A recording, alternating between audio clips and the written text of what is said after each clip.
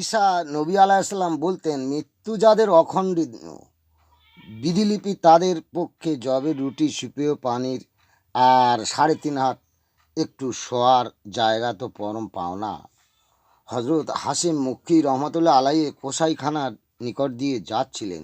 কসাইওয়ালা বলল, মক্কি সাহেব, ভালো গোস্ত ছিল। মক্কি বললেন, পয়সা নেই।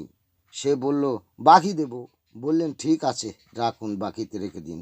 আমার নবসকে বাকিতে ফেলে রাখছি। কসাইওয়ালা বলল, এই জন্য তো তোমাদের বুকের এবং দোকান হাড় ঝিরঝির করছে, গায়ে তো মাংস নেই।